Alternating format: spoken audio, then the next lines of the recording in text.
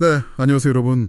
오늘 이 시간에는 캐나다 IT 취업을 위한 그 전략적인 접근법, 이걸 좀 깊이 있게 살펴보려고 합니다. 네, 저희가 받은 자료들을 보니까 지역 선택부터 해서 학비, 전공, 또 진로까지 정말 핵심 정보들이 많더라고요.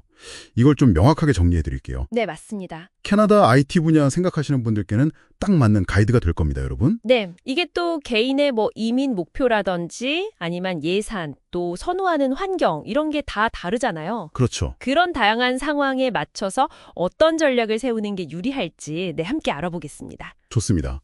그럼 가장 먼저 지역 비교부터 시작해 볼까요? 밴쿠버하고 토론토, 이 두 도시를 많이 고민하시죠? 네, 가장 대표적이죠. 자료를 보니까 밴쿠버는 스타트업, 게임, AI, 웹 3.0 이런 쪽하고 UI, UX 분야가 강세네요. 네, 슬랙이나 EA 같은 그런 회사들이 있죠. 아, 네. 그리고 날씨 좋고 자연 친화적인 환경, 이건 정말 큰 장점 같은데 주거비 같은 물가가 엄청 높다는 정도 있네요. 맞아요. 그게 좀 부담이죠. 그래도 BCPNP 테크라고 해서 그 브리티시 콜롬비아 주정부에 기술 이민 프로그램이 있다는 건 장점이에요. 아, 그런 프로그램이 있군요.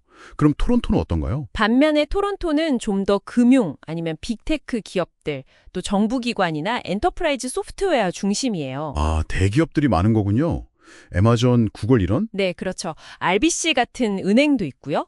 겨울은 밴쿠버보다 춥지만 좀 더 도시적이고 국제적인 분위기라고 할 수 있죠. 한인 커뮤니티도 더 크다고 들었어요. 네, 밴쿠버보다 크고 좀 더 활발한 편입니다.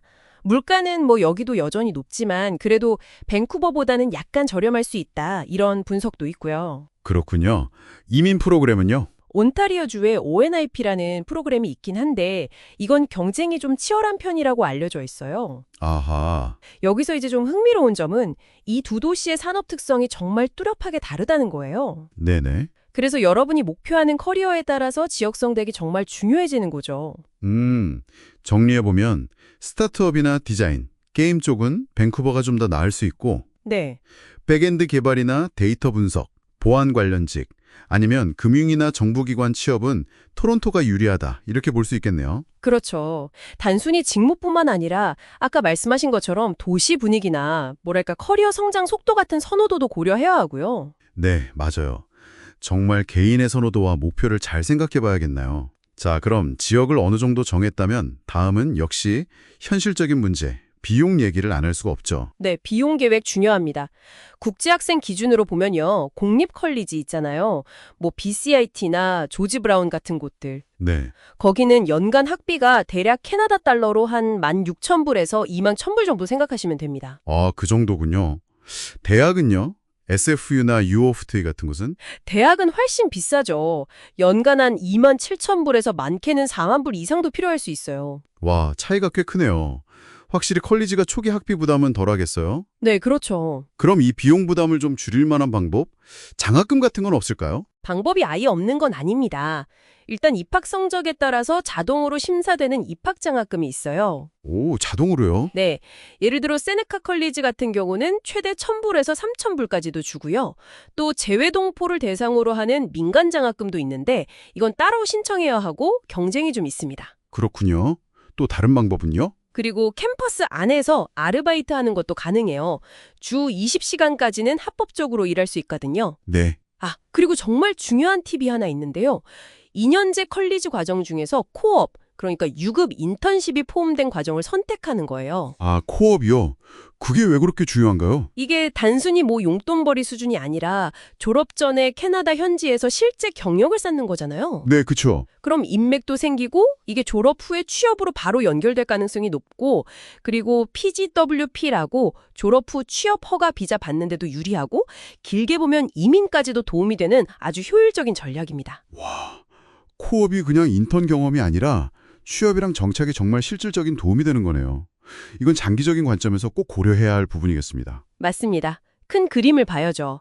학비와 장기적인 커리어 목표 사이에서 균형을 잘 잡는 게 중요합니다. 네. 자, 그럼 지역, 비용까지 받고 이제 가장 핵심이죠. 뭘 배울 거냐? 즉, 전공 선택과 이걸 직무랑 어떻게 연결할지 이 부분으로 넘어가 보죠. 네, 결국 이게 제일 중요합니다. 여러분이 어떤 일을 하고 싶은가? 자료에 나온 인기 분야 몇 개를 예로 들어볼게요. 네, 부탁드립니다. 가장 인기가 많은 건 역시 컴퓨터 프로그래밍 또는 소프트웨어 디벨롭먼트 이쪽인데요. 백엔드, 프론트엔드, 풀스택 개발자 이런 쪽으로 가기 제일 좋죠.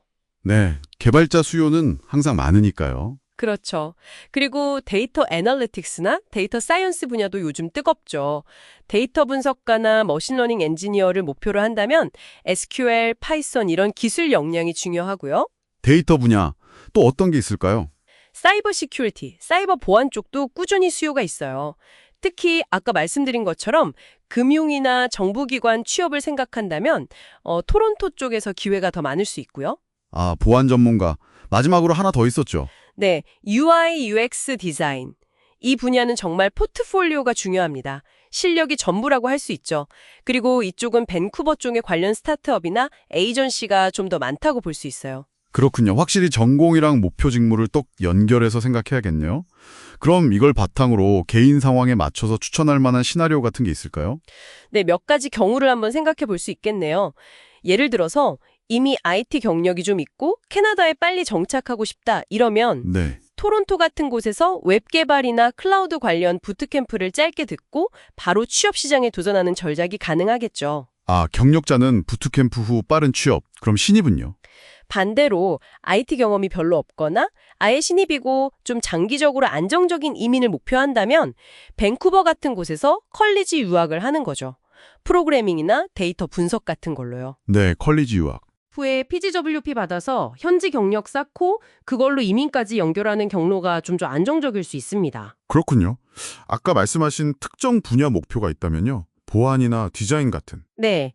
만약에 보안 전문가나 정부기관 취업이 목표다. 이러면 토론토에서 관련 전공 유학을 하거나 아니면 경력이 있다면 바로 직접 지원을 해볼 수도 있고요. 네. 디자인 역량을 살리고 싶다. 그럼 밴쿠버 쪽에서 UX, UI나 웹 디자인 부트캠프를 통해 포트폴리오를 확실하게 만드는 방향이 좋겠죠. 아하, 정말 다양한 경로가 있네요. 그렇죠. 결국 핵심 질문은 이거예요.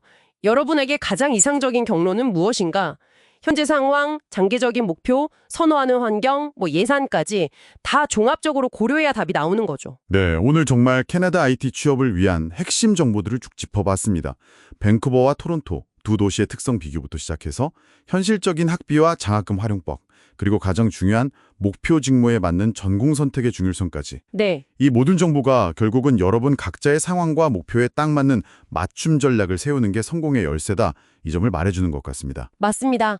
마지막으로 한 가지 좀 더 생각해 볼 거리를 던져드리고 싶은데요. 네, 어떤 걸까요? 오늘 저희가 이야기 나눈 이런 구체적인 경로들 외에도 요즘 원격 근무가 엄청 확산되고 있잖아요. 네, 그렇죠. 그리고 AI가 IT 직무 환경을 계속 바꾸고 있고요. 이런 큰 변화들이 앞으로 여러분의 캐나다 IT 커리어 결정에 어떤 영향을 미칠 수 있을까? 이걸 한번 고민해 보시면 좋을 것 같아요. 아, 정말 중요한 질문이네요. 네, 어쩌면 지역 선택의 중요성이 예전보다 좀 줄어들 수도 있고 또 요구되는 기술 스택이 확 달라질 수도 있겠죠. 중요한 건 계속 새로운 정보를 찾아보고 변화에 좀 유연하게 대처하면서 계획을 꾸준히 수정해 나가는 그런 자세일 겁니다. 네, 끊임없는 학습과 유연성이 중요하겠군요. 그렇습니다. 여러분의 성공적인 캐나다 IT 여정을 진심으로 응원하겠습니다.